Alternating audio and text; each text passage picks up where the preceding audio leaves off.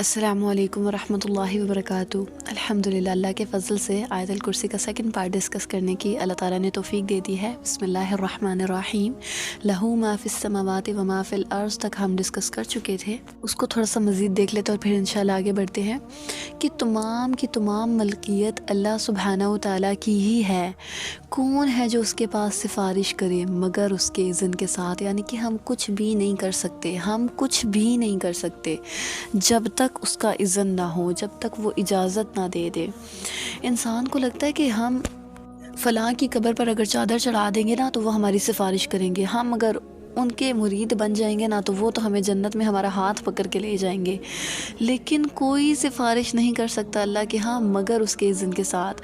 اور سفارش بھی اللہ تعالیٰ نے جس کو اذن دے گا نا اللہ تعالیٰ کہ آپ سفارش کریں، اللہ تعالیٰ کے اذن سے ہی ہوگا۔ اس نے جس بندے کی سفارش کرنی ہے اس کی بھی وہ سفارش کرے گا، یعنی کہ وہ سفارش اسی کی کرے گا جس کی سفارش اللہ سبحانہ و تعالیٰ اس سے کرانا چاہتے ہیں۔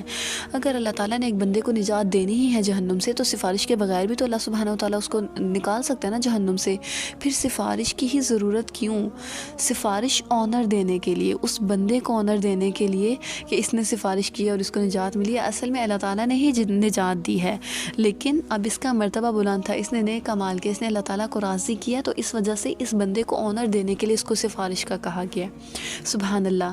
سفارش بھی ایسا نہیں ہے کہ اللہ تعالیٰ اگر نہ ہمیں نکالنا چاہے جہنم سے تو کسی کی سفارش سے ہم نکل آئیں گے، نہیں، اللہ تعالیٰ کسی کا محتاج نہیں ہے، ہم سب اللہ کے محتاج ہیں۔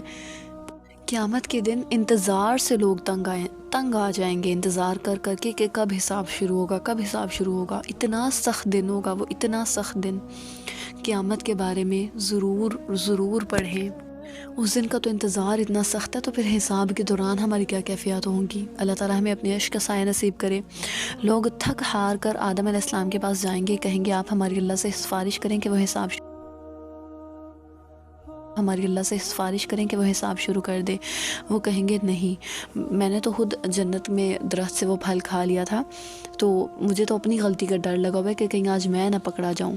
نوح علیہ السلام کے پاس جائیں گے، وہ کہیں گے میں نے اپنی امت کے لیے بد دعا کر دی تھی کہ اللہ مجھے اس چیز پر نہ پکڑ لے، مجھے تو اپنی فکر لگی ہوئی ہے۔ موسیٰ علیہ السلام کے پاس جائیں گے، وہ کہیں گے کہ میں نے تو ایک شخص کو مار دیا تھا، تو کہیں اللہ تعالیٰ میری اس پر پکڑ نہ کر لے۔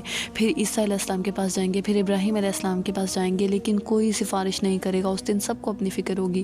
پھر نبی کریم صلی اللہ علیہ وسلم کے پاس جائیں گے اور نبی کریم صلی اللہ علیہ وسلم سفارش کریں گے کہ اے اللہ حساب کتاب شروع کر دے، اور پھر لوگوں کا حساب شروع ہوگا۔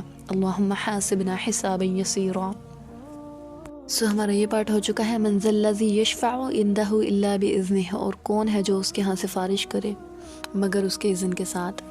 نیکسٹ پارٹ ہے الا باذنہ یعلم ما بین ایدیہم وما خلفہم ولا یحیطون بشیء من علمہ۔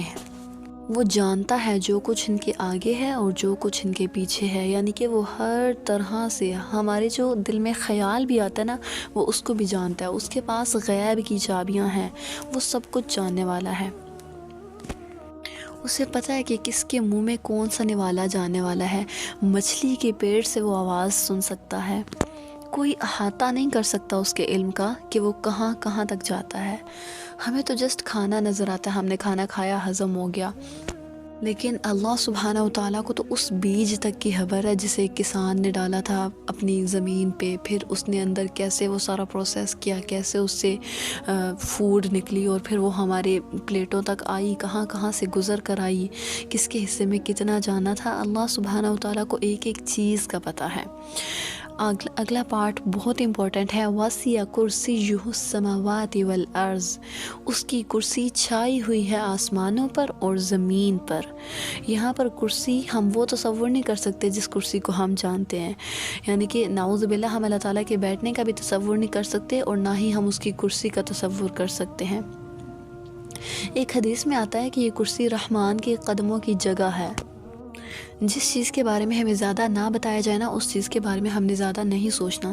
یعنی کہ جیسے کہ قرآن میں حروف مقطعات ہوتے ہیں، الف لام میم، اللہ تعالیٰ نے فرمایا کہ ان کا مطلب کوئی نہیں جانتا سوائے میرے، تو ہم نے پھر اب انہی کے پیچھے نہیں لگ جانا کہ مطلب ان کا کیا مطلب ہے، یہی ہمیں پتہ چلے، یہی ہمیں پتہ چلے. اللہ کی کرسی ہم نے نہیں دیکھی، ہم اس کے بارے میں کوئی امیجن نہیں کریں گے کہ یہ ایسی ہوتی ہے ویسی ہوتی ہے. اللہ کی کرسی بھی اللہ کی مخلوق ہے، اور اللہ تعالیٰ کے بارے میں یہ تصور نہیں کرنا کہ اللہ تعالیٰ کرسی پر بیٹھے ہوئے ہیں، نعوذ باللہ. بس اتنا تصور کریں کہ باقی اللہ کی مخلوق کی طرح کرسی بھی اس کی ایک مخلوق ہے.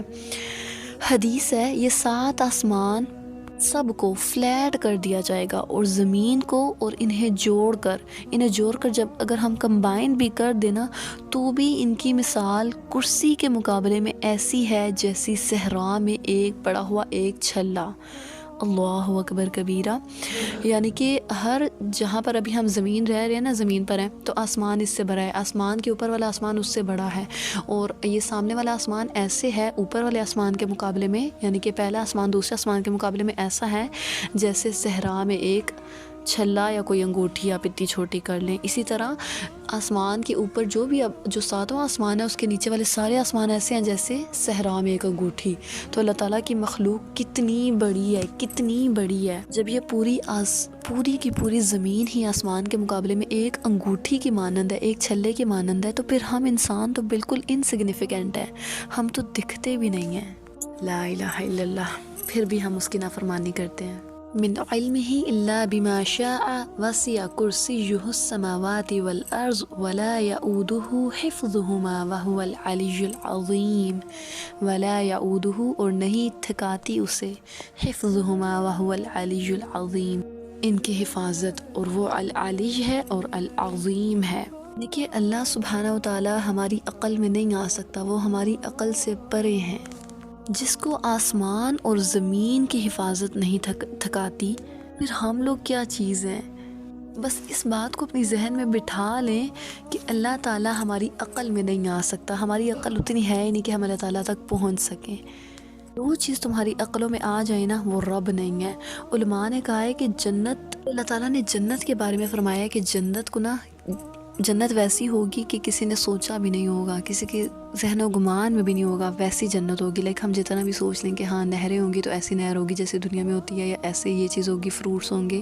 اللہ تعالیٰ نے کہا ہے کہ تم سوچ بھی نہیں سکتے. جنت اللہ کی مخلوق ہے، جب ہم اس تک نہیں پہنچ سکتے تو اللہ تعالیٰ تک کیسے پہنچ سکتے ہیں. اس طرح اگر کوئی بھی شخص کوئی گمان کرتا ہے ایسے کسی بزرگ کی تصویر اپنے ذہن میں لا کر، یا اس طرح کچھ بھی، لائک اللہ معاف کرے، نعوذ باللہ، یہ اپنے پیروں کی اس طرح کوئی بھی تصویر لا کر، یا مطلب کسی بھی چیز کی، کسی بھی طرح کی آپ تصویر اپنے ذہن میں لائیں اور کہیں کہ یہ اللہ ہے نا، آپ اگر امیجن کرتے ہیں، غلط ہے. اللہ تعالیٰ کی تو مثل ہی نہیں ہے، وہ اللہ نہیں ہے، وہ نہیں ہے اللہ، یہ جان لیں. اور یہ حرام ہے اللہ تعالیٰ کو امیجن کرنا کہ وہ فزیکلی کیسا دکھتا ہے. ہماری سوچ وہاں تک پہنچ ہی نہیں سکتی. وَهُوَ الْعَلِيُّ الْعَظِيمُ، اور وہ العلی ہے اور العظیم ہے، بہت بڑا ہے، تمہاری عقلوں سے بہت بڑا ہے. وہ رکوع میں بھی اور سجود میں بھی ہم کہتے ہیں نا سبحان ربی العالی، سبحان ربی العظیم، پاک ہے میرا رب، ربی العظیم، سبحان اللہ. اس کو نا فیل کر کے پیار سے کہا کریں، میرا رب، پاک ہے میرا رب جو العلی ہے، العظیم ہے. سو اپنے عقیدے کو شرک سے بچائیں. اللہ تعالی ہم سب کی حفاظت کریں. لا الہ الا اللہ سمجھ کر پڑھیں، اور جو لا الہ الا اللہ کے مطابق اپنی زندگی گزارے گا وہی جنت میں داخل ہوگا. اللہم انا نسألک الجنت الفردوس. خیر کی بات آگے بھی ضرور پہنچایا کریں. بارک اللہ فیکم. ہمیں اپنے دعاؤں میں یاد رکھیے گا.